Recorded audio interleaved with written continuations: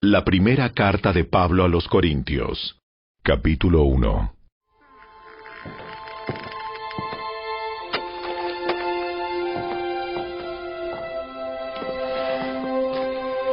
Yo, Pablo, elegido por la voluntad de Dios para ser un apóstol de Cristo Jesús, escribo esta carta junto con nuestro hermano Sóstenes. Va dirigida a la iglesia de Dios en Corinto, a ustedes que han sido llamados por Dios para ser su pueblo santo. Él los hizo santos por medio de Cristo Jesús, tal como lo hizo con todos los que en todas partes invocan el nombre de nuestro Señor Jesucristo, Señor de ellos y de nosotros. Que Dios, nuestro Padre, y el Señor Jesucristo les den gracia y paz. Siempre doy gracias a mi Dios por ustedes y por los dones inmerecidos que les dio ahora que pertenecen a Cristo Jesús. Por medio de Él, Dios ha enriquecido la iglesia de ustedes en todo sentido, con toda la elocuencia y todo el conocimiento que tienen. Eso confirma que es verdad lo que les dije acerca de Cristo. Ahora tienen todos los dones espirituales que necesitan, mientras esperan con anhelo el regreso de nuestro Señor Jesucristo. Él los mantendrá firmes hasta el final, para que estén libres de toda culpa el día que nuestro Señor Jesucristo vuelva. Dios lo hará, porque Él es fiel para hacer lo que dice, y los ha invitado a que tengan comunión con su Hijo, Jesucristo, nuestro Señor. Amados hermanos, les ruego por la autoridad de nuestro Señor Jesucristo que vivan en armonía los unos con los otros, que no haya divisiones en la iglesia. Por el contrario, sean todos de un mismo parecer, unidos en pensamiento y propósito. Pues algunos de la casa de Cloé me contaron de las peleas entre ustedes, mis amados hermanos. Algunos de ustedes dicen, yo soy seguidor de Pablo. Otros dicen, yo sigo a Apolos, o yo sigo a Pedro, o yo sigo únicamente a Cristo. ¿Acaso Cristo está dividido en facciones? ¿Fui yo, Pablo, crucificado por ustedes? ¿Fue alguno de ustedes bautizado en el nombre de Pablo? Por supuesto que no. Agradezco a Dios que no bauticé a ninguno de ustedes excepto a Crispo y a Gayo, porque ahora nadie puede decir que fue bautizado en mi nombre. Sí, también bauticé a los de la casa de Estéfanas, pero no recuerdo haber bautizado a nadie más. Pues Cristo no me envió a bautizar, sino a predicar la buena noticia, y no con palabras ingeniosas, por temor a que la cruz de Cristo perdiera su poder. El mensaje de la cruz es una ridiculez para los que van rumbo a la destrucción. Pero nosotros, que vamos en camino a la salvación, sabemos que es el poder mismo de Dios.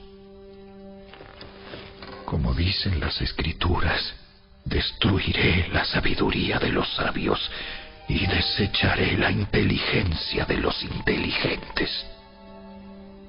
Así que, ¿dónde deja eso a los filósofos, a los estudiosos y a los especialistas en debates de este mundo? Dios ha hecho que la sabiduría de este mundo parezca una ridiculez, ya que Dios, en su sabiduría, se aseguró de que el mundo nunca lo conociera por medio de la sabiduría humana.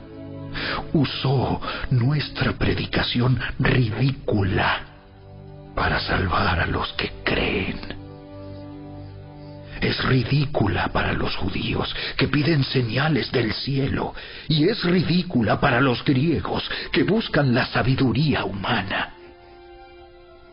Entonces, cuando predicamos que Cristo fue crucificado, los judíos se ofenden y los gentiles dicen que son puras tonterías. Sin embargo, para los que Dios llamó a la salvación, tanto judíos como gentiles, Cristo es el poder de Dios y la sabiduría de Dios. Ese plan ridículo de Dios es más sabio que el más sabio de los planes humanos, y la debilidad de Dios es más fuerte que la mayor fuerza humana. Recuerden, amados hermanos, que pocos de ustedes eran sabios a los ojos del mundo, o poderosos, o ricos, cuando Dios los llamó. En cambio, Dios eligió lo que el mundo considera ridículo para avergonzar a los que se creen sabios, y escogió cosas que no tienen poder para avergonzar a los poderosos. Dios escogió lo despreciado por el mundo, lo que se considera como nada, y lo usó para convertir en nada lo que el mundo considera importante. Como resultado, nadie puede jamás jactarse en presencia de Dios. Dios los ha unido a ustedes con Cristo Jesús. Dios hizo que Él fuera la sabiduría misma para nuestro beneficio. Cristo nos hizo justos ante Dios, nos hizo puros y santos, y nos liberó del pecado. Por lo tanto, como dicen las Escrituras, si alguien quiere jactarse, que se jacte solamente del Señor.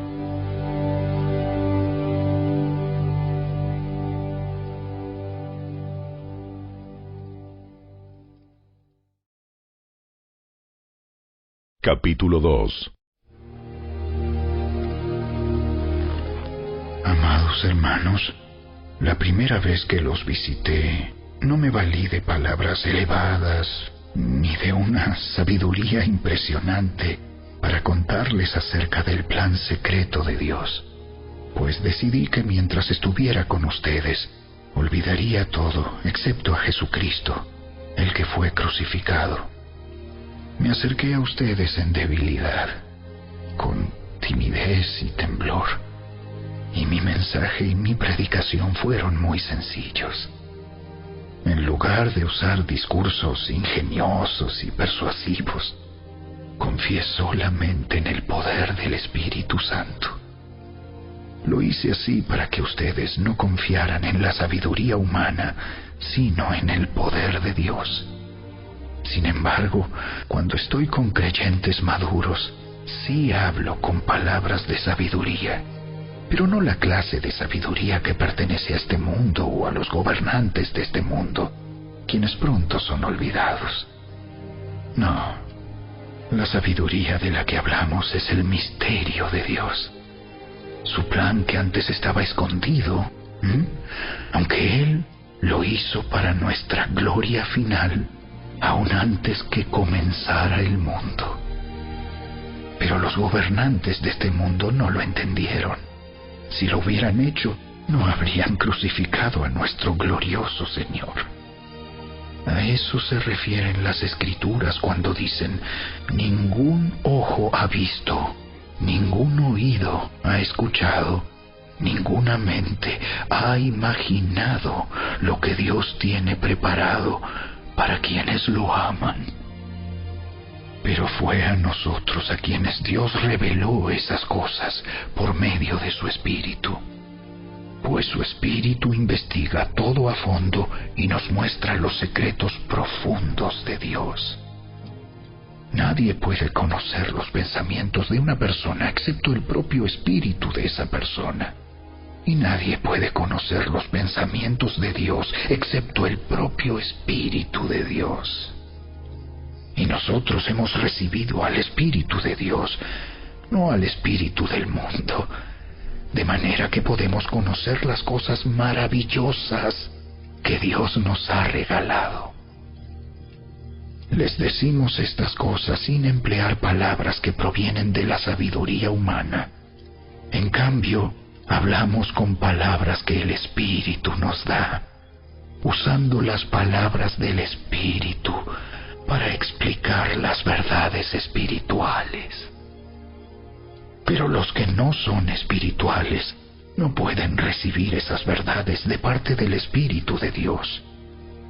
Todo les suena ridículo y no pueden entenderlo, porque solo los que son espirituales pueden entender lo que el Espíritu quiere decir. Los que son espirituales pueden evaluar todas las cosas, pero ellos mismos no pueden ser evaluados por otros, pues ¿quién puede conocer los pensamientos del Señor? ¿Quién sabe lo suficiente para enseñarle a Él? Pero nosotros entendemos estas cosas porque tenemos la mente de Cristo.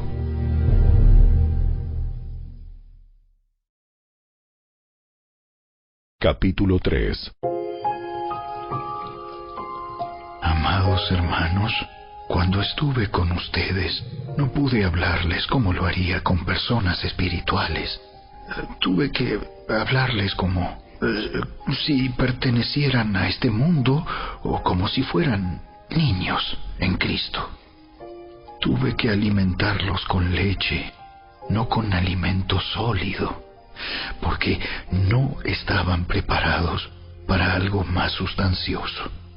Y aún no están preparados, porque todavía están bajo el control de su naturaleza pecaminosa. Tienen celos unos de otros y se pelean entre sí. ¿Acaso eso no demuestra que los controla su naturaleza pecaminosa? ¿No viven como la gente del mundo? Cuando uno de ustedes dice, yo soy seguidor de Pablo, y otro dice, yo sigo a Apolos, ¿no actúan igual que la gente del mundo? Después de todo, ¿quién es Apolos? ¿Quién es Pablo? Nosotros solo somos siervos de Dios, mediante los cuales ustedes creyeron la buena noticia. Cada uno de nosotros hizo el trabajo que el Señor nos encargó. Yo planté la semilla en sus corazones y Apolos la regó, pero fue Dios quien la hizo crecer. No importa quién planta o quién riega. Lo importante es que Dios hace crecer la semilla. El que planta y el que riega trabajan en conjunto con el mismo propósito, y cada uno será recompensado por su propio arduo trabajo. Pues ambos somos trabajadores de Dios, y ustedes son el campo de cultivo de Dios, son el edificio de Dios. Por la gracia que Dios me dio, yo eché los cimientos como un experto en construcción. Ahora otros edifican encima, pero cualquiera que edifique sobre este fundamento tiene que tener mucho cuidado. Pues nadie puede poner un fundamento distinto del que ya tenemos, que es Jesucristo. El que edifique sobre este fundamento podrá usar una variedad de materiales: oro, plata, joyas, madera, heno o paja. Pero el día del juicio, el fuego revelará la clase de obra que cada constructor ha hecho. El fuego mostrará si la obra de alguien tiene algún valor. Si la obra permanece, ese constructor recibirá una recompensa. Pero si la obra se consume, el constructor sufrirá una gran pérdida. El constructor se salvará, pero como quien apenas se escapa atravesando un muro de llamas. ¿No se dan cuenta de que todos ustedes juntos son el templo de Dios y que el Espíritu de Dios vive en ustedes? Dios destruirá a cualquiera que destruya este templo, pues el templo de Dios es santo y ustedes son este templo. Dejen de engañarse a sí mismos. Si piensan que son sabios de acuerdo con los criterios de este mundo, necesitan volverse necios para ser verdaderamente sabios. Pues la sabiduría de este mundo es necedad para Dios. Como dicen las Escrituras, Él atrapa a los sabios en la trampa de su propia astucia. Y también el Señor conoce los pensamientos de los sabios, sabe que no valen nada. Así que no se jacten de seguir a un líder humano en particular, pues a ustedes les pertenece todo, ya sea Pablo, o Apolos, o Pedro, o el mundo, o la vida y la muerte, o el presente y el futuro. Todo les pertenece a ustedes, y ustedes pertenecen a Cristo, y Cristo pertenece a Dios.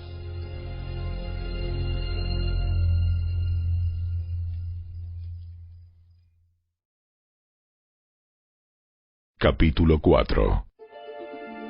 Así que a Apolos y a mí, considérennos como simples siervos de Cristo, a quienes se nos encargó la tarea de explicar los misterios de Dios. Ahora bien, alguien que recibe el cargo de administrador debe ser fiel. En cuanto a mí, me importa muy poco cómo me califiquen ustedes o cualquier autoridad humana. Ni siquiera confío en mi propio juicio en este sentido. Tengo la conciencia limpia, pero eso no demuestra que yo tenga razón. Es el Señor mismo quien me evaluará y tomará la decisión. Así que no juzguen a nadie antes de tiempo, es decir, antes de que el Señor vuelva, pues Él sacará a la luz nuestros secretos más oscuros y revelará nuestras intenciones más íntimas. Entonces Dios le dará a cada uno el reconocimiento que le corresponda. Amados hermanos, puse el caso de Apolos y el mío propio como ilustración de lo que les vengo diciendo. Si prestan atención a lo que les cité de las Escrituras, no estarán orgullosos de uno de sus líderes a costa de otro. Pues, ¿qué derecho tienen a juzgar así? ¿Qué tienen que Dios no les haya dado? Y si todo lo que tienen proviene de Dios, ¿por qué se jactan como si no fuera un regalo? Ustedes piensan que ya tienen todo lo que necesitan. Creen que ya son ricos. Hasta han comenzado a reinar sin nosotros en el reino de Dios. Yo desearía que en verdad ya estuvieran reinando, porque entonces nosotros estaríamos reinando con ustedes. A veces pienso que a nosotros, los apóstoles, Dios nos puso en exhibición como prisioneros de guerra al final del desfile del vencedor, condenados a muerte. Nos hemos convertido en un espectáculo para el mundo entero, tanto para la gente como para los ángeles. Nuestra entrega a Cristo nos hace parecer tontos. En cambio, ustedes afirman ser tan sabios en Cristo. Nosotros somos débiles, Pero ustedes son tan poderosos. a ustedes los estiman. A nosotros nos ridiculizan. Incluso ahora mismo pasamos hambre y tenemos sed, y nos falta ropa para abrigarnos. A menudo somos golpeados y no tenemos casa. Nos cansamos trabajando con nuestras manos para ganarnos la vida. Bendecimos a los que nos maldicen. Somos pacientes con los que nos maltratan. Respondemos con gentileza cuando dicen cosas malas de nosotros. Aún así, se nos trata como la basura del mundo, como el desperdicio de todos, hasta este preciso momento. No les escribo estas cosas para avergonzarlos, sino para advertirles como mis amados hijos, pues aunque tuvieran 10,000 maestros que les enseñaran acerca de Cristo, tienen solo un Padre espiritual, pues me convertí en su Padre en Cristo Jesús cuando les prediqué la buena noticia. Así que les ruego que me imiten. Por esa razón, les envié a Timoteo, mi fiel y amado hijo en el Señor. Él les recordará la manera en que sigo a Cristo Jesús, así como lo enseño en todas las iglesias, en todas partes. Algunos de ustedes se han vuelto arrogantes al pensar que no volveré a visitarlos, pero iré, y pronto, si el Señor me lo permite. Y entonces comprobaré si esos arrogantes solo dan discursos pretenciosos o de verdad tienen el poder de Dios.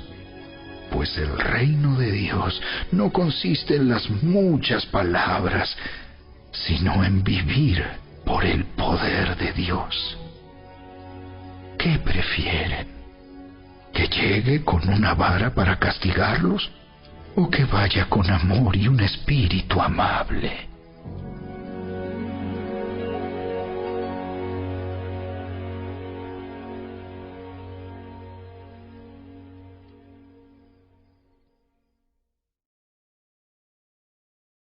Capítulo 5. Me cuesta creer lo que me informan acerca de la inmoralidad sexual que hay entre ustedes. Algo que ni siquiera los paganos hacen. Me dicen que un hombre de su iglesia vive en pecado con su madrastra. Ustedes están muy orgullosos de sí mismos. En cambio, deberían estar llorando de dolor y vergüenza y echar a ese hombre de la congregación. Aunque no estoy con ustedes en persona, sí lo estoy en el espíritu. Y como si estuviera ahí, ya emití mi juicio sobre ese hombre. En el nombre del Señor Jesús, ustedes deben convocar a una reunión de la iglesia. Yo estaré presente en espíritu, igual que el poder de nuestro Señor Jesús. Entonces deben expulsar a ese hombre y entregárselo a Satanás, para que su naturaleza pecaminosa sea destruida y él mismo sea salvo el día que el Señor vuelva. Es terrible que se jacten sobre dicho asunto. ¿No se dan cuenta de que ese pecado es como un poco de levadura que impregna toda la masa? Desháganse de la vieja levadura, quitando a ese perverso de entre ustedes. Entonces serán como una nueva masa preparada sin levadura, que es lo que realmente son. Cristo, nuestro Cordero Pascual, ha sido sacrificado por nosotros. Por lo tanto, celebremos el festival no con el viejo pan de perversidad y maldad, sino con el nuevo pan de sinceridad y verdad. Cuando les escribí anteriormente, les dije que no se relacionaran con personas que se entregan al pecado sexual. Pero no me refería a los incrédulos que se entregan al pecado sexual, o son avaros, o estafadores, o rinden culto a ídolos. Uno tendría que salir de este mundo para evitar gente como esa. Lo que quise decir es: no se relacionen con ninguno que afirma ser creyente y aún así se entrega al pecado sexual, o es avaro, o rinde culto a ídolos, o insulta, o es borracho, o estafador. Ni siquiera coman con esa gente. No es mi deber juzgar a los de afuera, pero sí es responsabilidad de ustedes juzgar a los que son de la iglesia y están en pecado. Dios juzgará a los de afuera, pero como dicen las Escrituras, quiten al malvado de entre ustedes.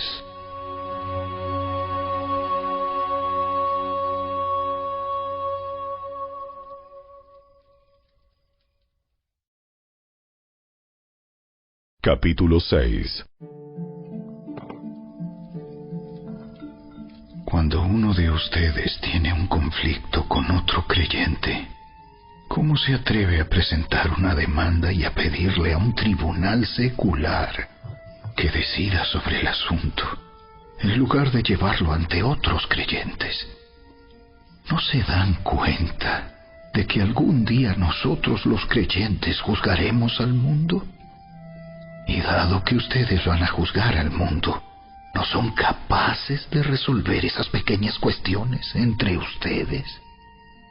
¿No se dan cuenta de que juzgaremos a los ángeles? Así que deberían ser capaces de resolver los conflictos comunes y corrientes que ocurren en esta vida. Si tienen conflictos legales acerca de tales asuntos, ¿por qué acuden a jueces que son de afuera y no son respetados por la iglesia? Digo esto para que se avergüencen. No hay nadie en toda la iglesia con suficiente sabiduría para decidir sobre esos temas.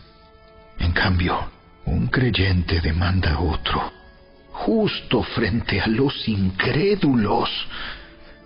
El hecho de que tengan semejantes demandas legales unos contra otros es en sí una derrota para ustedes. ¿Por qué mejor no aceptar la injusticia y dejar el asunto como está? ¿Por qué no se dejan estafar? En cambio, son ustedes mismos los que hacen lo malo y estafan aún a sus propios hermanos en Cristo. ¿No se dan cuenta de que los que hacen lo malo no heredarán el reino de Dios? No se engañen a sí mismos. Los que se entregan al pecado sexual, o rinden culto a ídolos, o cometen adulterio, o son prostitutos, o practican la homosexualidad, o son ladrones, o avaros, o borrachos, o insultan o estafan a la gente, ninguno de esos heredará el reino de Dios.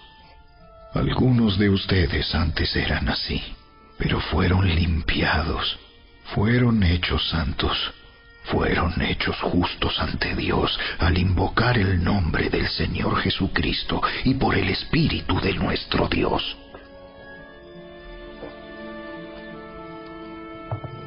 Ustedes dicen, se me permite hacer cualquier cosa, pero no todo les conviene. Y aunque se me permite hacer cualquier cosa, no debo volverme esclavo de nada. Ustedes dicen, la comida se hizo para el estómago y el estómago para la comida. Eso es cierto, aunque un día Dios acabará con ambas cosas.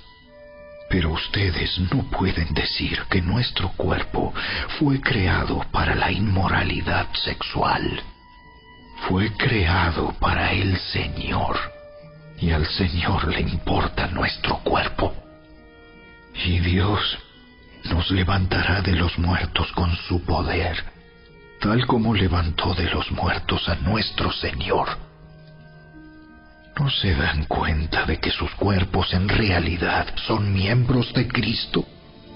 ¿Acaso un hombre debería tomar su cuerpo, que es parte de Cristo, y unirlo a una prostituta? ¡Jamás! ¿Y no se dan cuenta de que si un hombre se une a una prostituta, se hace un solo cuerpo con ella? Pues las Escrituras dicen: los dos se convierten en uno solo. Pero la persona que se une al Señor es un solo espíritu con Él. ¡Huyan del pecado sexual! Ningún otro pecado afecta tanto el cuerpo como este, porque la inmoralidad sexual es un pecado contra el propio cuerpo. ¿No se dan cuenta de que su cuerpo es el templo del Espíritu Santo, quien vive en ustedes y les fue dado por Dios? Ustedes no se pertenecen a sí mismos, porque Dios los compró a un alto precio. Por lo tanto, honren a Dios con su cuerpo.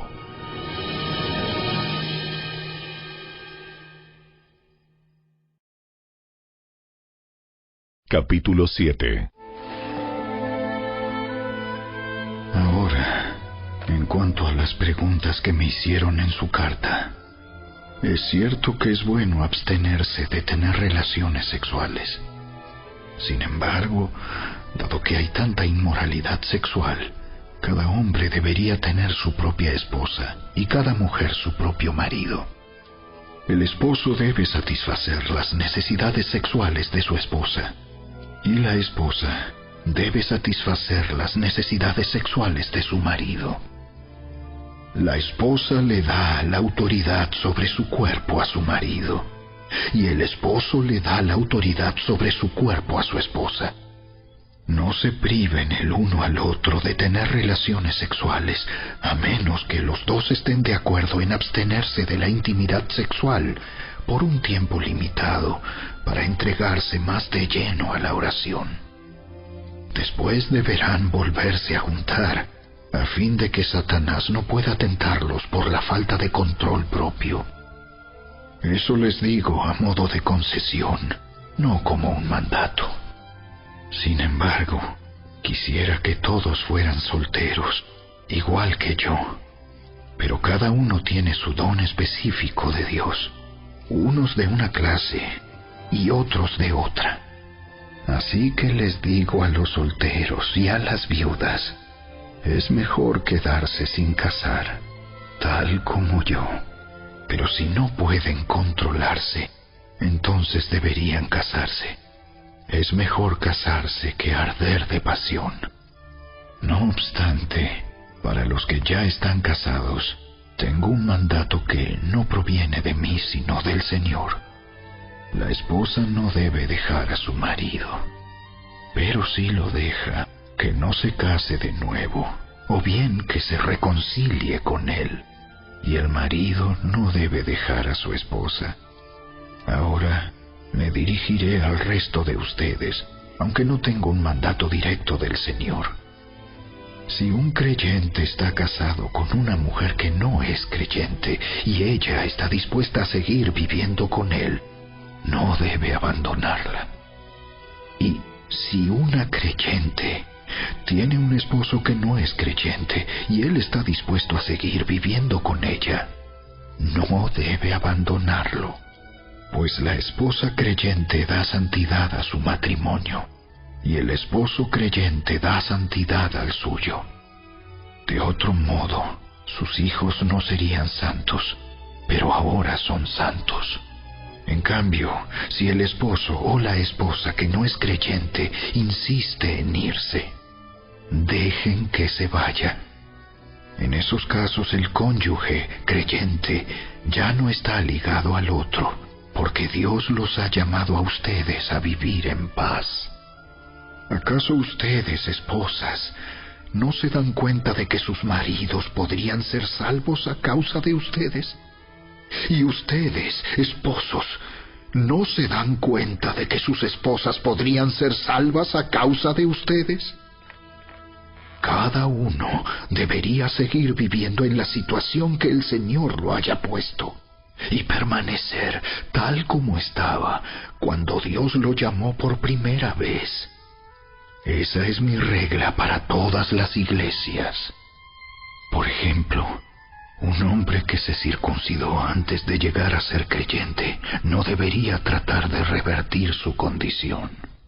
Y el hombre que no estaba circuncidado cuando llegó a ser creyente no debería circuncidarse ahora, pues no tiene importancia si un hombre ha sido o no circuncidado. Lo importante es cumplir los mandamientos de Dios. Cada uno debería permanecer tal como estaba cuando Dios lo llamó. ¿Eres un esclavo? No dejes que eso te preocupe. Sin embargo, si tienes la oportunidad de ser libre, aprovéchala. Y recuerda, si eras un esclavo cuando el Señor te llamó, ahora eres libre en el Señor. Y si eras libre cuando el Señor te llamó, ahora eres un esclavo de Cristo. Dios pagó un alto precio por ustedes, así que no se dejen esclavizar por el mundo. Amados hermanos, cada uno debería permanecer tal como estaba cuando Dios lo llamó por primera vez. Ahora, con respecto a la pregunta acerca de las jóvenes que todavía no se han casado, para ellas no tengo ningún mandato del Señor.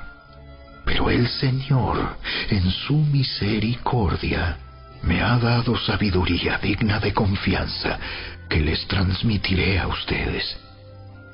Debido a la crisis actual, pienso que es mejor que cada uno se quede como está. Si tienes esposa, no procures terminar tu matrimonio. Si no tienes esposa, no busques casarte. Pero si te casas, no es pecado. Y si una joven se casa, tampoco es pecado. Sin embargo, los que se casen en este tiempo tendrán problemas, y estoy tratando de evitárselos. Déjenme decirles lo siguiente, amados hermanos. El tiempo que queda es muy breve, así que de ahora en adelante, los que estén casados no deberían concentrarse únicamente en su matrimonio. Los que lloran, o los que se alegran, o los que compran cosas, no deberían ser absorbidos por sus lágrimas, ni su alegría, ni sus posesiones.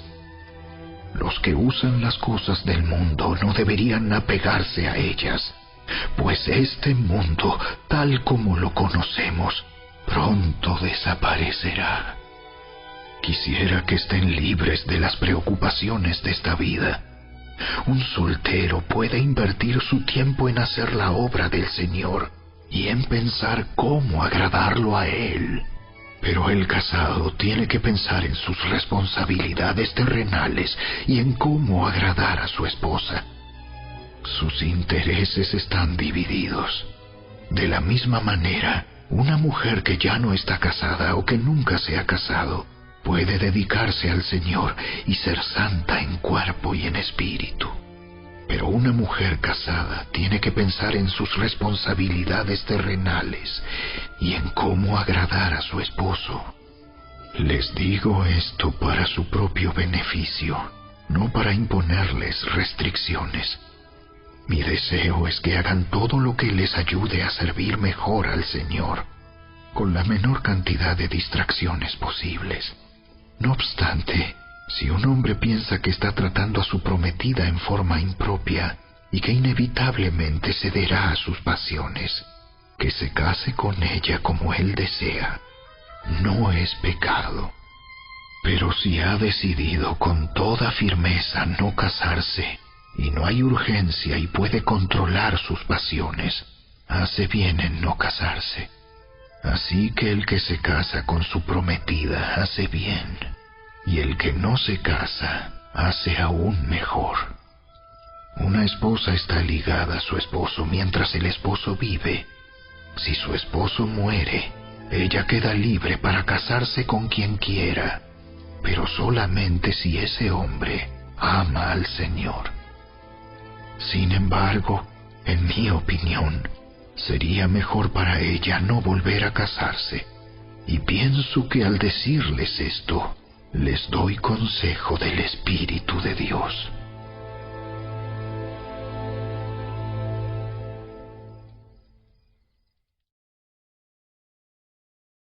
Capítulo 8. Ahora, con respecto a la pregunta acerca de la comida que ha sido ofrecida a ídolos, es cierto, sabemos que todos tenemos conocimiento sobre este tema. Sin embargo, mientras que el conocimiento nos hace sentir importantes, es el amor lo que fortalece a la Iglesia. El que afirma que lo sabe todo, en realidad, no es que sepa mucho. Pero la persona que ama a Dios es a quien Dios reconoce.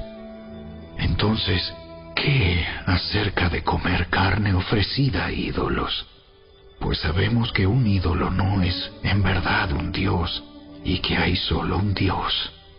Puede que existan esos llamados dioses, tanto en el cielo como en la tierra, y algunas personas de hecho rinden culto a muchos dioses y a muchos señores.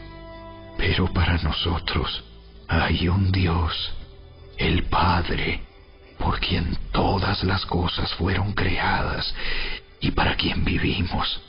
Y hay un Señor, Jesucristo, por medio de quien todas las cosas fueron creadas y por medio de quien vivimos. Sin embargo, no todos los creyentes saben esto. Algunos están acostumbrados a pensar que los ídolos son reales.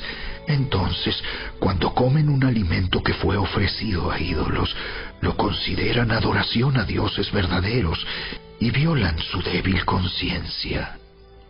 Es cierto que no podemos obtener la aprobación de Dios por lo que comemos. No perdemos nada si no lo comemos, y no ganamos nada si lo comemos.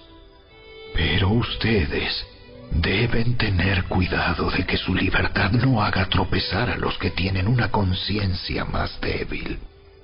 Pues si otros te ven con tu conocimiento superior comiendo en el templo de un ídolo, ¿acaso no se sentirán alentados a violar su conciencia al comer un alimento que se ofreció a un ídolo?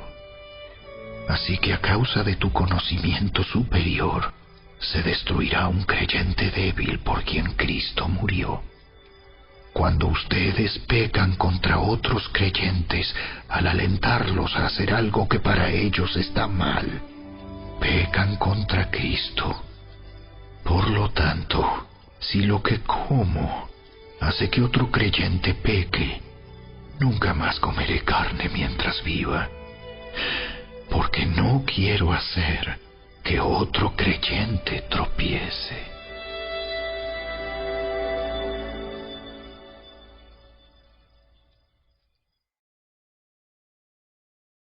Capítulo 9. ¿Acaso no soy tan libre como cualquier otro? ¿No soy apóstol? ¿No he visto a Jesús nuestro Señor con mis propios ojos?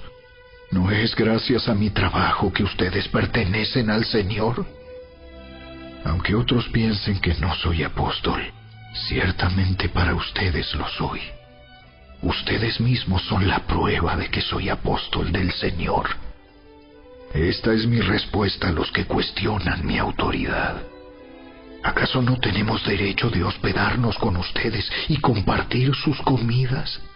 ¿No tenemos derecho a llevar con nosotros a una esposa creyente como lo hacen los demás apóstoles y los hermanos del Señor y como lo hace Pedro?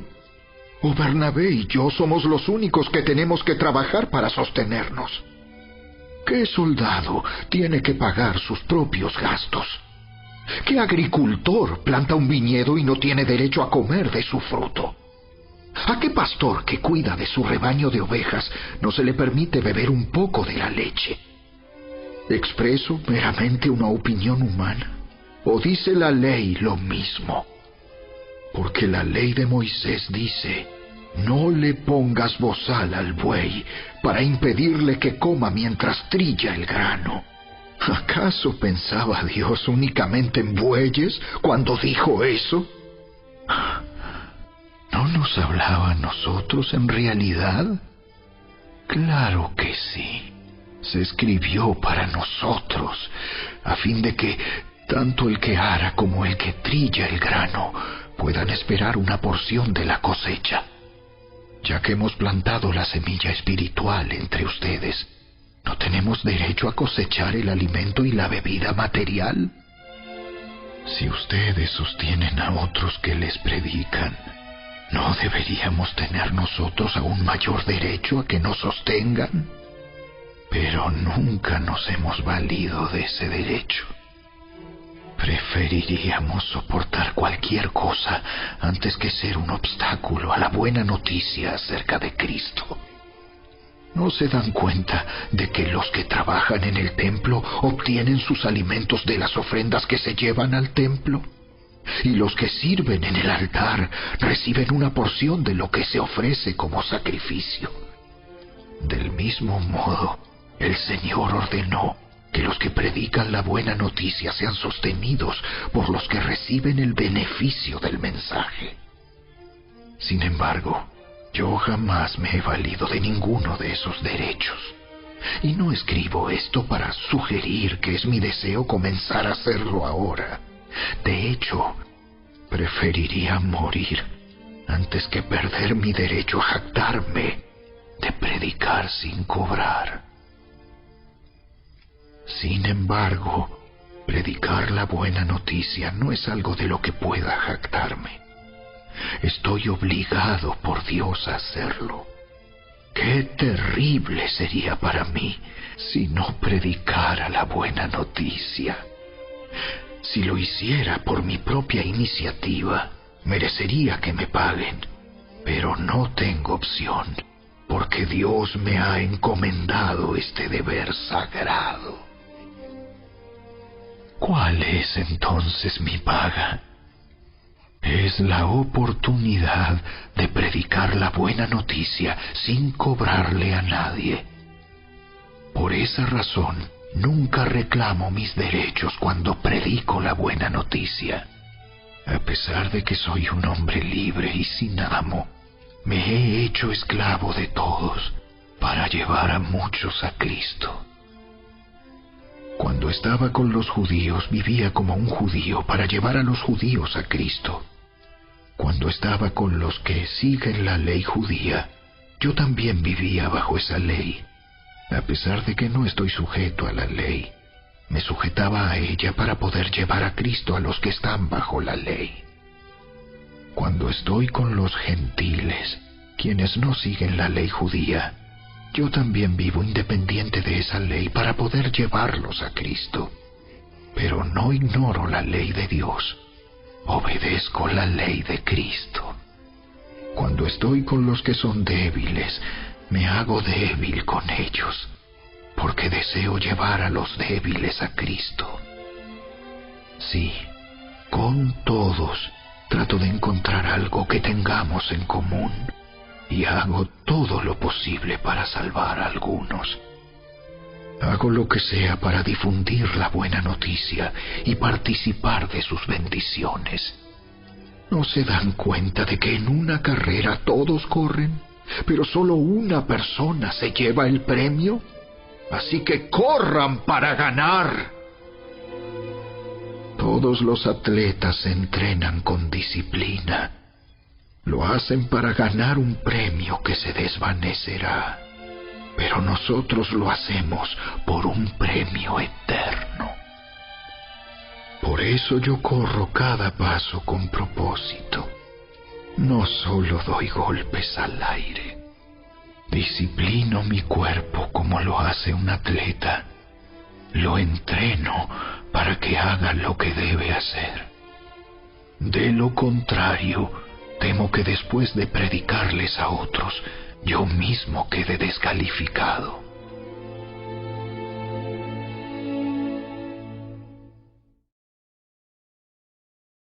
Capítulo 10. Amados hermanos, no quiero que se olviden de lo que les sucedió a nuestros antepasados hace mucho tiempo en el desierto. Todos fueron guiados por una nube que iba delante de ellos, y todos caminaron a través del mar sobre tierra seca. Todos ellos fueron bautizados en la nube y en el mar como seguidores de Moisés. Todos comieron el mismo alimento espiritual, y todos bebieron la misma agua espiritual, pues bebieron de la roca espiritual que viajaba con ellos, y esa roca era Cristo. Sin embargo, Dios no se agradó con la mayoría de ellos, y sus cuerpos fueron dispersados por el desierto. Esas cosas sucedieron como una advertencia para nosotros, a fin de que no codiciemos lo malo como hicieron ellos, ni rindamos culto a ídolos como hicieron algunos de ellos. Como dicen las Escrituras, el pueblo celebró con abundante comida y bebida, y se entregó a diversiones paganas. Y no debemos cometer inmoralidad sexual, como hicieron algunos de ellos, lo cual causó la muerte de 23,000 personas en un solo día. Tampoco deberíamos poner a prueba a Cristo, como hicieron algunos de ellos, y luego murieron mordidos por serpientes. Y no murmuren como lo hicieron algunos de ellos, y luego el ángel de la muerte los destruyó. Esas cosas les sucedieron a ellos como ejemplo para nosotros. Se pusieron por escrito para que nos sirvieran de advertencia a los que vivimos en el fin de los tiempos. Si ustedes piensan que están firmes, tengan cuidado de no caer. Las tentaciones que enfrentan en su vida no son distintas de las que otros atraviesan. Y Dios es fiel. No permitirá que la tentación sea mayor de lo que puedan soportar. Cuando sean tentados, Él les mostrará una salida para que puedan resistir. Por lo tanto, mis queridos amigos, huyan de la adoración a los ídolos. Ustedes son personas razonables. Juzguen por sí mismos si lo que digo es cierto. Cuando bendecimos la copa en la mesa del Señor, ¿no participamos en la sangre de Cristo? Y cuando partimos el pan, ¿no participamos en el cuerpo de Cristo? Aunque somos muchos, todos comemos de un mismo pan, con lo cual demostramos que somos un solo cuerpo. Piensen en el pueblo de Israel. ¿No estaban unidos al comer de los sacrificios del altar? ¿Qué es lo que trato de decir? ¿Que la comida ofrecida a ídolos tiene alguna importancia o que los ídolos son dioses verdaderos? No, de ninguna manera. Lo que digo es que esos sacrificios se ofrecen a los demonios, no a Dios. Y no quiero que ustedes tengan parte con los demonios. Ustedes no pueden beber de la copa del Señor y también de la copa de los demonios. No pueden comer de la mesa del Señor y también de la mesa de los demonios. ¿Qué? ¿Acaso nos atreveremos a despertar los celos del Señor? ¿Piensan que somos más fuertes que Él? Ustedes dicen, se me permite hacer cualquier cosa, pero no todo les conviene. Dicen, se me permite hacer cualquier cosa, pero no todo trae beneficio. No se preocupen por su propio bien, sino por el bien de los demás. Así que pueden comer cualquier carne que se venda en el mercado, sin preguntar nada por motivos de conciencia, pues la tierra es del Señor y todo lo que hay en ella. Si alguien que no es creyente los invita a cenar a su casa, acepten la invitación si desean. Coman todo lo que les ofrezcan, sin preguntar nada por motivos de conciencia. Pero supongamos que alguien les dice, esta carne se ofreció a un ídolo. No la coman, por respeto a la conciencia del que lo dijo. Tal vez no sea una cuestión de conciencia para ustedes, pero lo es para la otra persona. Pues ¿por qué tendría que ser restringida mi libertad por lo que piensa otra persona?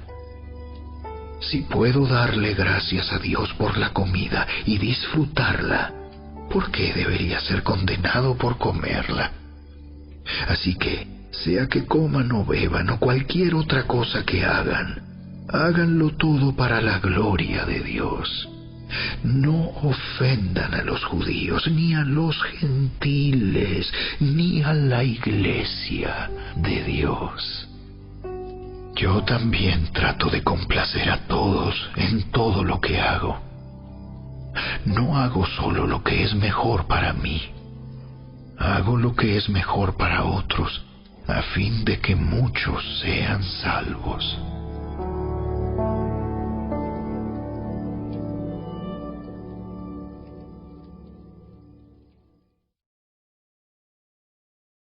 Capítulo 11. Y ustedes deberían imitarme a mí, así como yo imito a Cristo. Cuánto me alegro de que ustedes siempre me tienen en sus pensamientos y de que siguen las enseñanzas que les transmití. Pero hay algo que quiero que sepan. La cabeza de todo hombre es Cristo. La cabeza de la mujer es el hombre y la cabeza de Cristo es Dios.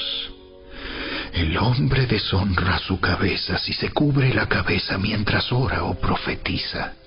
En cambio, la mujer deshonra su cabeza si ora o profetiza sin cubrirse la cabeza, porque es como si se la rapara.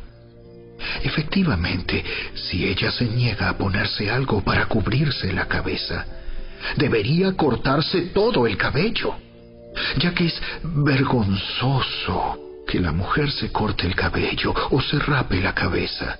Debería cubrírsela con algo.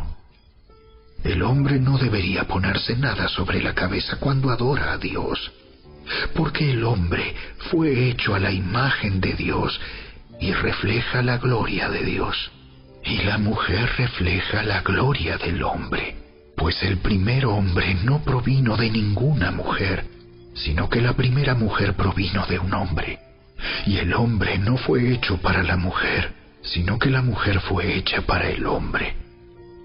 Por esta razón, y debido a que los ángeles observan, la mujer debería cubrirse la cabeza para mostrar que está bajo autoridad. Sin embargo, entre el pueblo del Señor, las mujeres no son independientes de los hombres, y los hombres no son independientes de las mujeres. Pues aunque la primera mujer provino de un hombre, todos los demás hombres nacieron de una mujer, y todo proviene de Dios. Juzguen por sí mismos. ¿Es correcto que una mujer ore a Dios en público sin cubrirse la cabeza? ¿No es obvio que es vergonzoso que un hombre tenga el cabello largo? ¿Acaso el cabello largo no es el orgullo y la alegría de la mujer? Pues se le dio para que se cubra. Pero si alguien quiere discutir este tema, simplemente digo que no tenemos otra costumbre más que esa, y tampoco la tienen las demás iglesias de Dios. En las siguientes instrucciones no puedo elogiarlos, pues parece que hacen más daño que bien cuando se juntan. Primero, oigo que hay divisiones entre ustedes cuando se reúnen como iglesia, y hasta cierto punto lo creo. Así que, por supuesto que tiene que haber divisiones entre ustedes, para que los que tienen la aprobación de Dios sean reconocidos. Cuando ustedes se reúnen, la verdad es que no les interesa la cena del Señor, pues algunos se apresuran a comer su propia comida y no la comparten con los demás. Como resultado, algunos se quedan con hambre mientras que otros se emborrachan. ¿Qué? ¿Acaso no tienen sus propias casas para comer y beber? ¿O de veras quieren deshonrar a la iglesia de Dios y avergonzar a los pobres? ¿Qué se supone que debo decir? ¿Quieren que los elogie? Pues bien, de ninguna manera los elogiaré por esto. Pues yo les transmito lo que recibí del Señor mismo. La noche en que fue traicionado, el Señor Jesús tomó pan y dio gracias a Dios por ese pan. Luego lo partió en trozos y dijo: Esto es mi cuerpo, el cual es entregado por ustedes. Hagan esto en memoria de mí. De la misma manera, tomó en sus manos la copa de vino después de la cena y dijo: Esta copa es el nuevo pacto entre Dios y su pueblo, un acuerdo confirmado con mi sangre. Hagan esto en memoria de mí todas las veces que la beban. Pues cada vez que coman este pan y beban de esta copa, anuncian la muerte del Señor hasta que Él vuelva. Por lo tanto, cualquiera que coma este pan o beba de esta copa del Señor en forma indigna es culpable de pecar contra el cuerpo y la sangre del Señor. Por esta razón, cada uno debería examinarse a sí mismo antes de comer el pan y beber de la copa.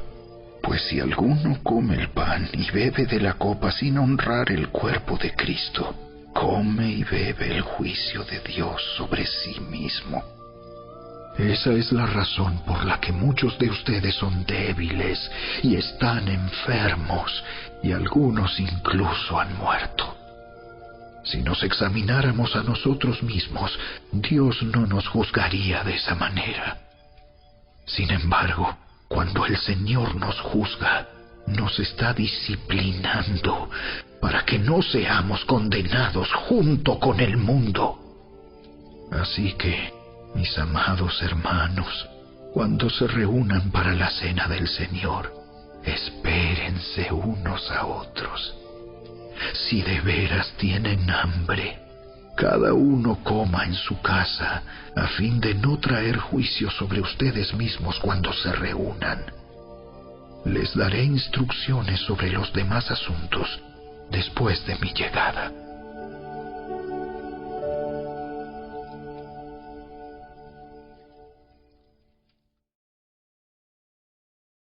Capítulo 12.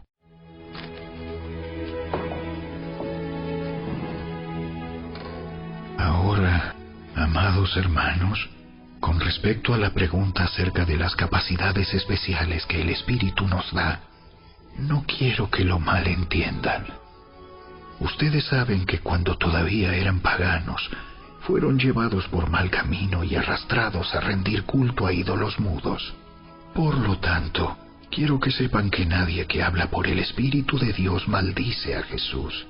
Y nadie puede decir que Jesús es el Señor, excepto por el Espíritu Santo. Hay distintas clases de dones espirituales, pero el mismo Espíritu es la fuente de todos ellos. Hay distintas formas de servir, pero todos servimos al mismo Señor. Dios trabaja de maneras diferentes, pero es el mismo Dios quien hace la obra en todos nosotros. A cada uno de nosotros se nos da un don espiritual para que nos ayudemos mutuamente.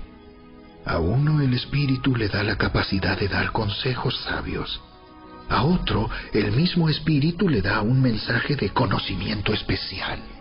A otro, el mismo Espíritu le da gran fe. Y a alguien más, ese único Espíritu, le da el don de sanidad. A uno le da el poder para hacer milagros. Y a otro, la capacidad de profetizar. A alguien más le da la capacidad de discernir si un mensaje es del Espíritu de Dios o de otro espíritu.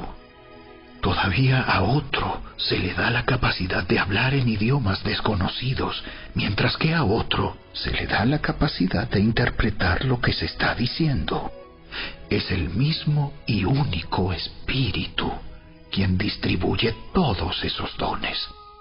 Solamente Él decide qué don cada uno debe tener. El cuerpo humano tiene muchas partes, pero las muchas partes forman un cuerpo entero. Lo mismo sucede con el cuerpo de Cristo. Entre nosotros hay algunos que son judíos y otros que son gentiles, algunos son esclavos y otros son libres, pero todos fuimos bautizados en un solo cuerpo por un mismo Espíritu, y todos compartimos el mismo Espíritu. Así es. El cuerpo consta de muchas partes diferentes, no de una sola parte. Si el pie dijera, no formo parte del cuerpo porque no soy mano, no por eso dejaría de ser parte del cuerpo. Y si la oreja dijera, no formo parte del cuerpo porque no soy ojo, ¿dejaría por eso de ser parte del cuerpo? Si todo el cuerpo fuera ojo, ¿cómo podríamos oír? O si todo el cuerpo fuera oreja, ¿cómo podríamos oler? Pero nuestro cuerpo tiene muchas partes, y Dios ha puesto cada parte justo donde Él quiere. Qué extraño sería el cuerpo si tuviera solo una parte. Efectivamente, hay muchas partes, pero un solo cuerpo. El ojo nunca puede decirle a la mano, no te necesito. La cabeza tampoco puede decirle al pie, no te necesito. De hecho, algunas partes del cuerpo que parecerían las más débiles y menos importantes, en realidad son las más necesarias. Y las partes que consideramos menos honorables son las que vestimos con más esmero. Así que protegemos con mucho cuidado esas partes que no deberían verse, mientras que las partes más honorables no precisan esa atención especial. Por eso Dios ha formado el cuerpo de tal manera que se les dé más honor y cuidado a esas partes que tienen menos dignidad. Esto hace que haya armonía entre los miembros, a fin de que los miembros se preocupen los unos por los otros. Si una parte sufre, las demás partes sufren con ella. Y si a una parte se le da honra, todas las partes se alegran. Todos ustedes en conjunto son el cuerpo de Cristo, y cada uno de ustedes es parte de ese cuerpo. A continuación, hay algunas de las partes que Dios ha designado para la Iglesia. En primer lugar, los apóstoles. En segundo lugar, los profetas. En tercer lugar, los maestros.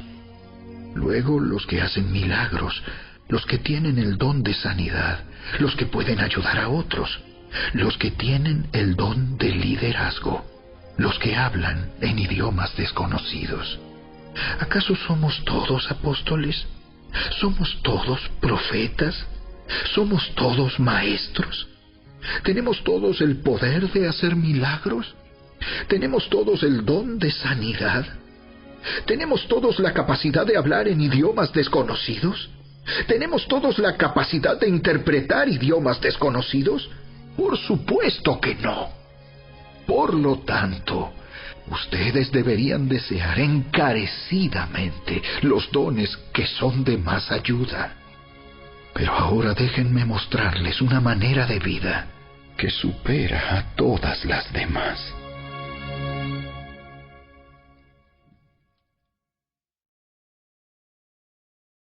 Capítulo 13.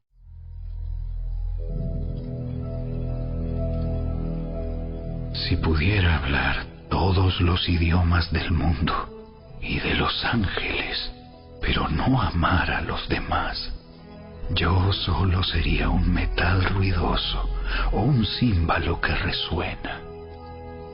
Si tuviera el don de profecía y entendiera todos los planes secretos de Dios y contara con todo el conocimiento, y si tuviera una fe que me hiciera capaz de mover montañas, pero no amara a otros, yo no sería nada.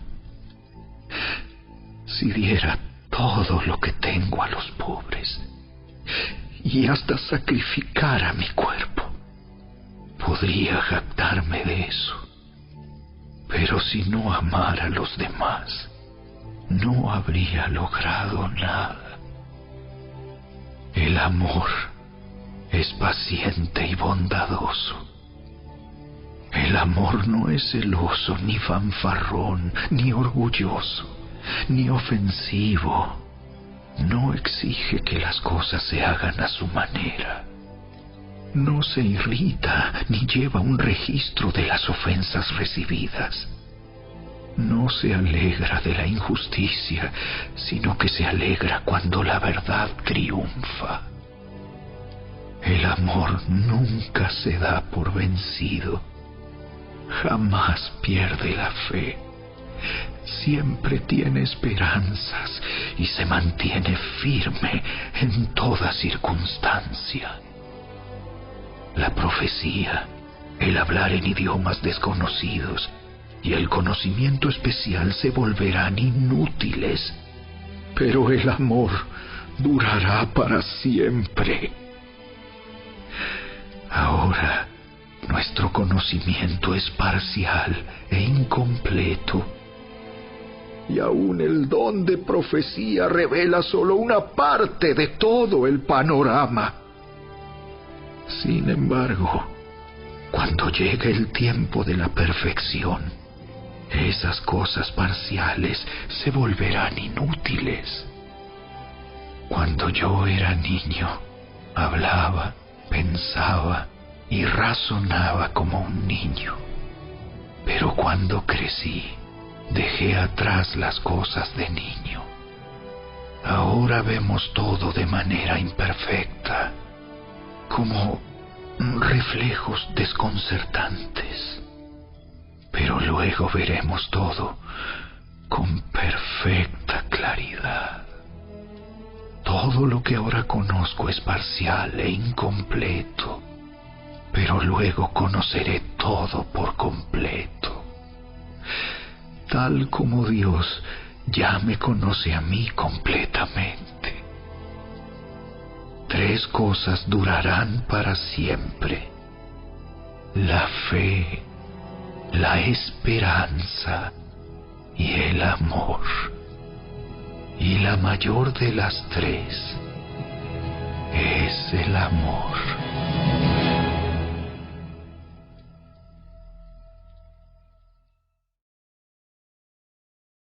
Capítulo 14. Que el amor sea su meta más alta. Pero también deberían desear las capacidades especiales que da el Espíritu. Sobre todo, la capacidad de profetizar. Pues si alguien tiene la capacidad de hablar en lenguas, le hablará solamente a Dios, dado que la gente no podrá entenderle. Hablará por el poder del Espíritu, pero todo será un misterio. En cambio, el que profetiza fortalece a otros, los anima y los consuela. La persona que habla en lenguas se fortalece a sí misma, pero el que dice una palabra de profecía fortalece a toda la iglesia. Yo desearía que todos pudieran hablar en lenguas, pero más aún me gustaría que todos pudieran profetizar, pues la profecía es superior que hablar en lenguas, a menos que alguien interprete lo que se dice, para que toda la iglesia se fortalezca. Amados hermanos, si yo fuera a visitarlos y les hablara en un idioma desconocido, ¿de qué les serviría a ustedes? En cambio, si les llevo una revelación, o un conocimiento especial, o una profecía, o una enseñanza, eso sí les sería de ayuda. Aún los instrumentos inanimados como la flauta y el arpa tienen que emitir sonidos nítidos, o nadie reconocerá la melodía. Si el toque de trompeta no es entendible, ¿cómo sabrán los soldados que se les llama a la batalla? Lo mismo ocurre con ustedes. Si hablan a la gente con palabras que no entienden, ¿cómo podrían saber lo que ustedes dicen? Sería igual que hablarle al viento. Hay muchos idiomas diferentes en el mundo y cada uno tiene significado. Pero si no entiendo un idioma, soy un extranjero para el que lo habla, y el que lo habla es un extranjero para mí. Lo mismo ocurre con ustedes. Ya que están tan deseosos de tener las capacidades especiales que da el Espíritu, procuren las que fortalecerán a toda la Iglesia. Por lo tanto, el que habla en lenguas también debería pedir en oración la capacidad de interpretar lo que se ha dicho. Pues si oro en lenguas, mi espíritu ora, pero yo no entiendo lo que digo. ¿Qué debo hacer entonces? Oraré en el espíritu y también oraré con palabras que entiendo. Cantaré en el espíritu y también cantaré con palabras que entiendo. Pues si alabas a Dios solamente en el espíritu, ¿cómo podrán los que no te entienden alabar a Dios contigo? ¿Cómo podrán unirse a tus agradecimientos cuando no entienden lo que dices? Tú darás gracias muy bien, pero eso no fortalecerá a la gente que te oye. Yo le agradezco a Dios que hablo en lenguas más que cualquiera de ustedes, pero en una reunión de la iglesia, para ayudar a otros preferiría hablar 5 palabras comprensibles que 10,000 palabras en un idioma desconocido. Amados hermanos, no sean infantiles en su comprensión de estas cosas. Sean inocentes como bebés en cuanto a la maldad, pero maduros en la comprensión de asuntos como estos. En las Escrituras está escrito: hablaré a mi propio pueblo en idiomas extraños y mediante labios de extranjeros, pero aún así no me escucharán. Así que, como ven, el hablar en lenguas es una señal no para los creyentes, sino para los incrédulos. La profecía, sin embargo, es para el beneficio de los creyentes, no de los incrédulos. Aún así, si los incrédulos o la gente que no entiende esas cosas entran en la reunión de la iglesia y oyen a todos hablando en un idioma desconocido, pensarán que ustedes están locos. Pero si todos ustedes están profetizando y los incrédulos o la gente que no entiende esas cosas entran en la reunión, serán convencidos de pecado y juzgados por lo que ustedes dicen. Al escuchar sus pensamientos secretos quedarán al descubierto y caerán de rodillas y adorarán a Dios declarando: en verdad, Dios está aquí entre ustedes. Ahora bien, mis hermanos, hagamos un resumen. Cuando se reúnan, uno de ustedes cantará, otro enseñará, otro contará alguna revelación especial que Dios le haya dado, otro hablará en lenguas y otro interpretará lo que se dice. Pero cada cosa que se haga debe fortalecer a cada uno de ustedes. No más de 2 o 3 deberían hablar en lenguas. Deben hablar uno a la vez y que alguien interprete lo que ellos digan. Pero si no hay nadie presente que pueda interpretar, ellos deberán guardar silencio en la reunión de la iglesia y hablar en lenguas a Dios en forma privada. Que 2 o 3 personas profeticen y que los demás evalúen lo que se dice. Pero si alguien está profetizando y otra persona recibe una revelación del Señor, el que está hablando debe callarse. De esa manera, todos los que profeticen tendrán su turno para hablar, uno después de otro, para que todos aprendan y sean alentados. Recuerden que la gente que profetiza está en control de su espíritu y puede turnarse con otros, pues Dios no es Dios de desorden, sino de paz. Como en todas las reuniones del pueblo santo de Dios, las mujeres deben guardar silencio durante las reuniones de la iglesia. No es apropiado que hablen. Deben ser sumisas, tal como dice la ley. Si tienen preguntas, que le pregunten a su marido en casa, porque no es apropiado que las mujeres hablen en las reuniones de la iglesia. ¿O acaso piensan, corintios, que la palabra de Dios se originó con ustedes? ¿Son ustedes los únicos a quienes fue entregada? Si alguien afirma ser profeta o piensa que es espiritual, debería reconocer que lo que digo es un mandato del Señor mismo. Pero si no lo reconoce, Él tampoco será reconocido. Por lo tanto, mis amados hermanos, con todo corazón deseen profetizar y no prohíban que se hablen lenguas. Pero asegúrense de que todo se haga de forma apropiada y con orden.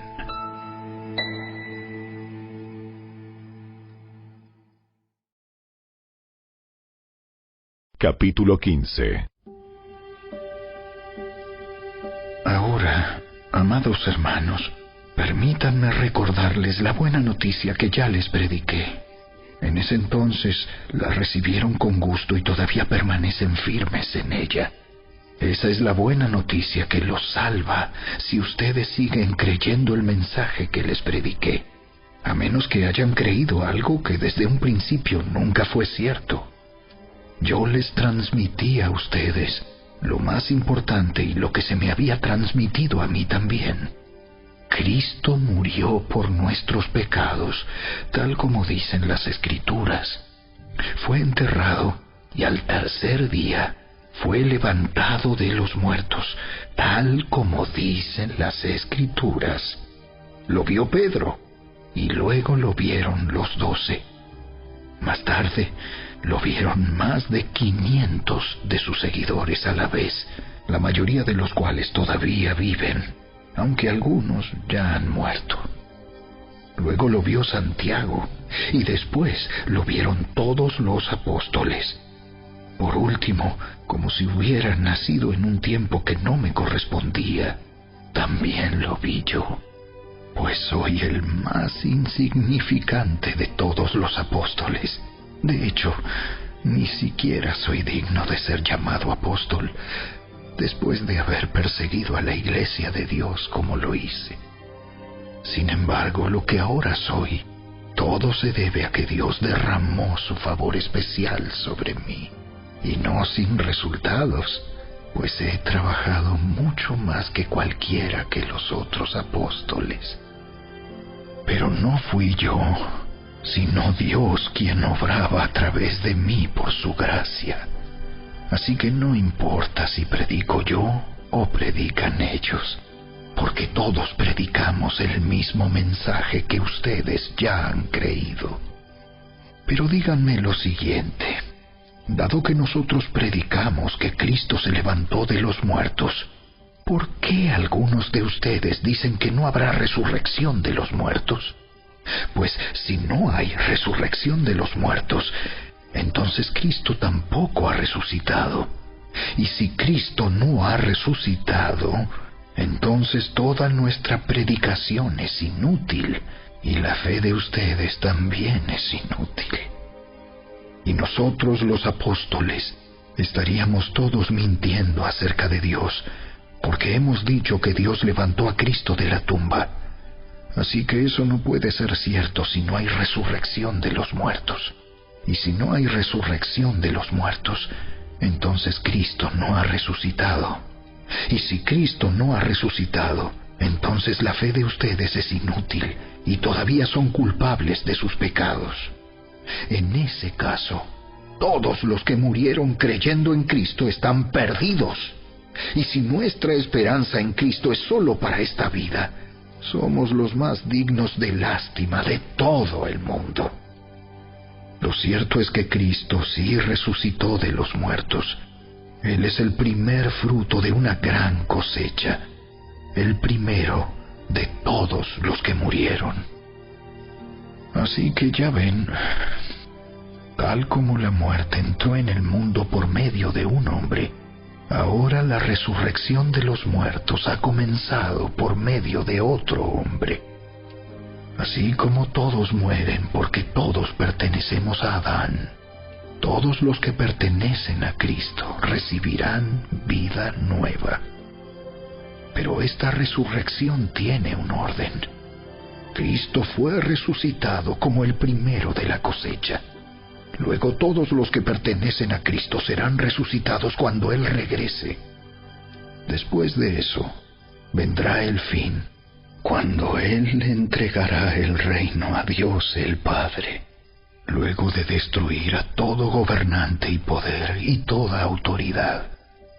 Pues Cristo tiene que reinar hasta que humille a todos sus enemigos debajo de sus pies. Y el último enemigo que será destruido es la muerte. Pues las Escrituras dicen: Dios ha puesto todas las cosas bajo su autoridad. Claro que cuando dice todas las cosas están bajo su autoridad, no incluye a Dios mismo, quien le dio a Cristo su autoridad. Entonces, cuando todas las cosas estén bajo su autoridad, el Hijo se pondrá a sí mismo bajo la autoridad de Dios, para que Dios, quien le dio a su Hijo la autoridad sobre todas las cosas, sea completamente supremo sobre todas las cosas en todas partes. Si los muertos no serán resucitados, ¿para qué se bautiza la gente por los que están muertos? ¿Para qué hacerlo, a menos que los muertos algún día resuciten? ¿Y para qué nosotros, a todas horas, pondríamos en peligro nuestra vida? Pues juro, amados hermanos, que todos los días enfrento la muerte. Esto es tan cierto como el orgullo que siento por lo que Cristo Jesús, nuestro Señor, ha hecho en ustedes.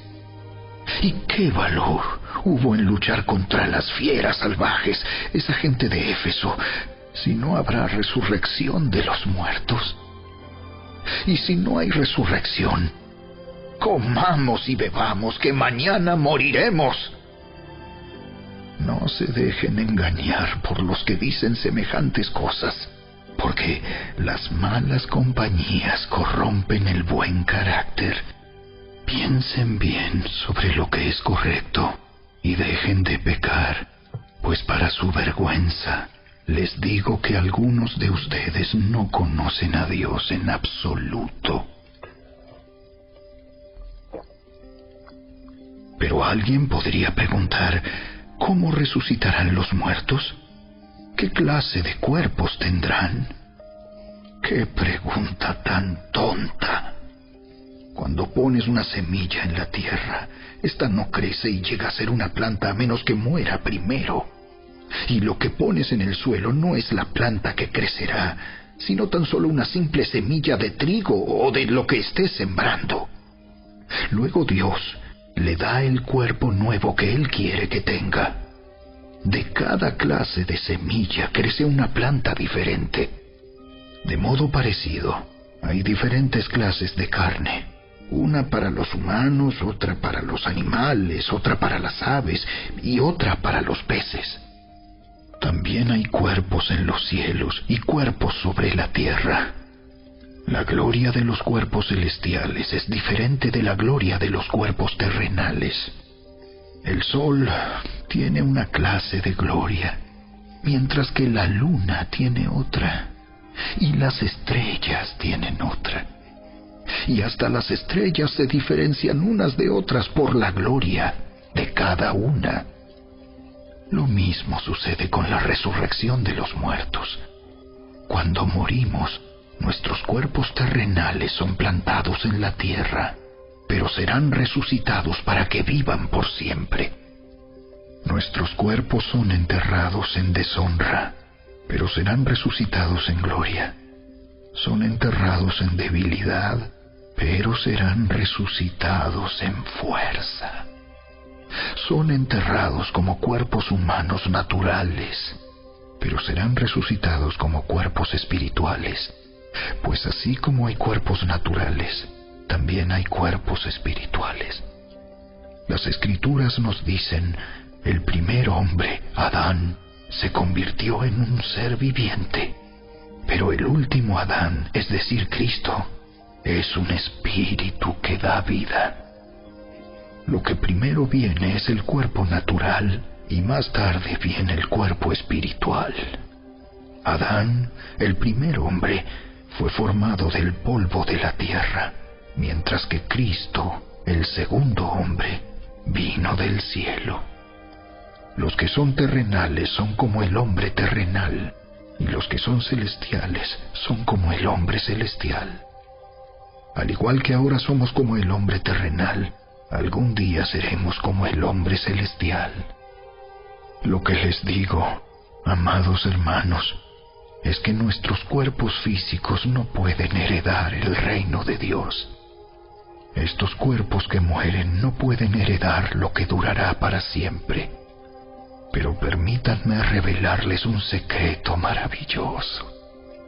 No todos moriremos, pero todos seremos transformados. Sucederá en un instante, en un abrir y cerrar de ojos, cuando se toque la trompeta final. Pues cuando suene la trompeta, los que hayan muerto resucitarán para vivir por siempre. Y nosotros, los que estemos vivos, también seremos transformados, pues nuestros cuerpos mortales tienen que ser transformados en cuerpos que nunca morirán. Nuestros cuerpos mortales deben ser transformados en cuerpos inmortales. Entonces, cuando nuestros cuerpos mortales hayan sido transformados en cuerpos que nunca morirán, se cumplirá la siguiente escritura: la muerte es devorada en victoria. ¡Oh, muerte! ¿Dónde está tu victoria? ¡Oh, muerte! ¿Dónde está tu aguijón? Pues el pecado es el aguijón que termina en muerte, y la ley le da al pecado su poder. Pero gracias a Dios, Él nos da la victoria sobre el pecado y la muerte por medio de nuestro Señor Jesucristo. Por lo tanto, mis amados hermanos, permanezcan fuertes y constantes. Trabajen siempre para el Señor con entusiasmo, porque ustedes saben que nada de lo que hacen para el Señor es inútil.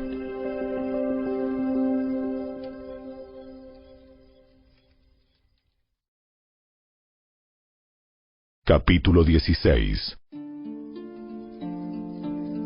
Ahora bien, consideremos la pregunta acerca del dinero que se está juntando para el pueblo de Dios en Jerusalén. Deberían seguir el mismo procedimiento que les di a las iglesias de Galacia.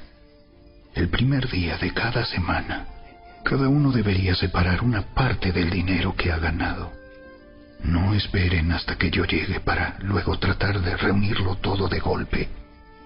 Cuando yo vaya, escribiré cartas de recomendación para los mensajeros que ustedes escojan como encargados de entregar su ofrenda en Jerusalén. Y si parece oportuno que yo también vaya, ellos pueden viajar conmigo. Los visitaré después de haber ido a Macedonia, pues estoy pensando pasar por Macedonia. Tal vez me quede un tiempo con ustedes, quizá todo el invierno, y después podrán enviarme a mi próximo destino. Esta vez no quiero hacerles una visita corta nada más y luego seguir mi viaje. Deseo ir y quedarme un tiempo si el Señor me lo permite. Mientras tanto seguiré aquí en Éfeso hasta el festival de Pentecostés. Se ha abierto una puerta de par en par para hacer un gran trabajo en este lugar, aunque muchos se me oponen. Cuando llegue Timoteo, no lo intimiden. Él hace la obra del Señor igual que yo. No permitan que nadie lo trate con desprecio. Despídanlo con su bendición cuando regrese para estar conmigo. Espero que venga junto con los demás creyentes. Ahora, en cuanto a nuestro hermano Apolos, yo le rogué que fuera a visitarlos en compañía de los otros creyentes, pero él no estaba dispuesto a ir por el momento. Los verá después cuando tenga la oportunidad. Estén alerta, permanezcan firmes en la fe, sean valientes, sean fuertes y hagan todo con amor.